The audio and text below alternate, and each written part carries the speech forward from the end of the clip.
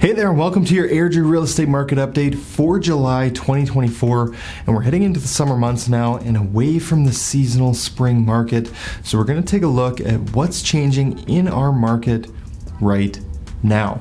And if you like these market updates and you're not subscribed, which 89% of you aren't, according to my analytics, please subscribe to the channel and hit that like button while you're down there. It really does help out our little Airdrie Real Estate channel out a lot.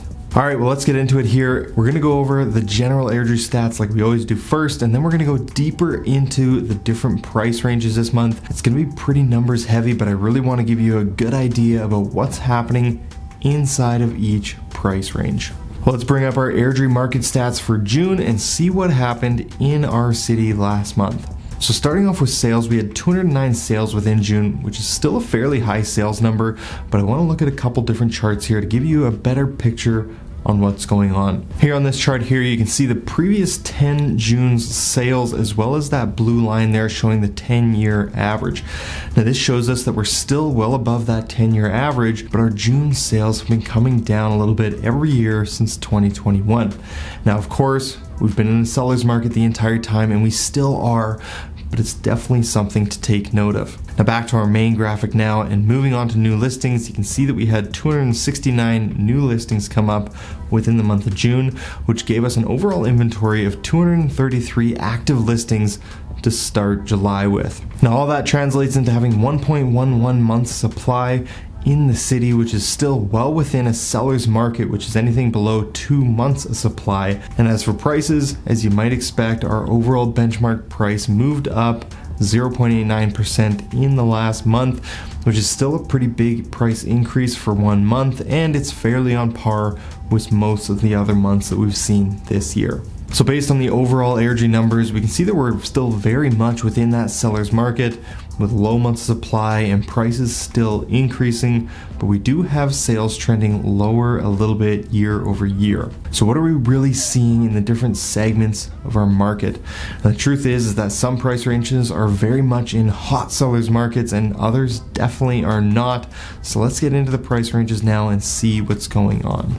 So starting first with our $0 to $300,000 range, in June we had 17 sales within this range, all of which were apartments other than one modular home in Big Springs. Now here in July we currently have 22 active listings, which gives us a month supply of 1.29 months. Now of those active listings, 8 of them, or 47% of them, are currently conditionally sold, so we're definitely looking at a fast-paced market in this range right now. We have an average days on market in this range of just 11 days, which is from listed to firm sold, and the average sale price is 1.73% higher than the list price. Now we didn't see any of the listings taken off the market without selling this last month, and none of the listings had to do a price reduction to get their sale either. So overall, the 0 to 300 range is very strong and fast paced. Now moving on to the 300 to 400 range, and here you're going to see a mix of apartments, townhouses, and modular homes.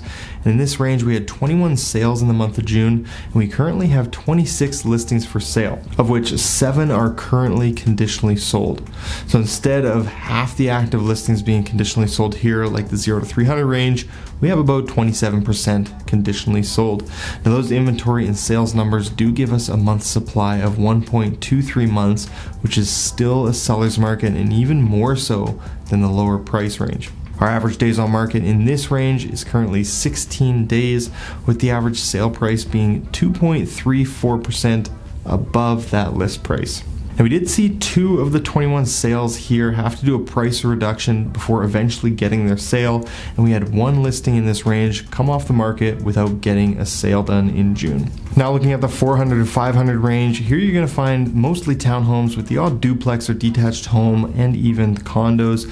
Here we had 33 sales in this range in June, and we currently have 32 active listings, which means this is our first price range to see a month supply of less than 1 month, currently at 0.97 months supply. Now of those 32 active listings, 12 of them, or 37% of them, are currently conditionally sold, which makes sense because homes are moving very fast in this range with an average days on market of just 15 days. And they're still selling above list price between 400 and 500 with an average sale price of 1.66% above the asking price. Now we saw just 2 listings have to do a price drop before they got their sale, and we actually saw 1 listing increase their price by $10,000 before selling at another $5,000 above that. Now we did see 4 listings come off the market in June in this range without a sale. Now moving on to the 500 to 600 range. In this range is where we see the biggest variance of styles of homes. In here we've got detached homes, duplexes, townhomes, and even 1 condo, believe it or not. And in this range we had 58 sales in June, and we currently have just 46 active listings, which gives us a month supply of just 0.79 months. And of those active listings, 12 of them are currently conditionally sold, and it's still a fast-paced market in this range with an average days on market of 18 days and an average sale price of 2.97% above that list price. So we're definitely seeing plenty of homes selling with multiple offers in this range. Now we did see 11 of those 58 sales have to do a price reduction on their listing before getting a sale. So we are seeing more sellers in this range testing the market, and we also had 3 homes come off the market without a sale in June. And now onto the $600,000 to $700,000 price range. Now above $600,000, we're mostly going to be talking about detached homes here.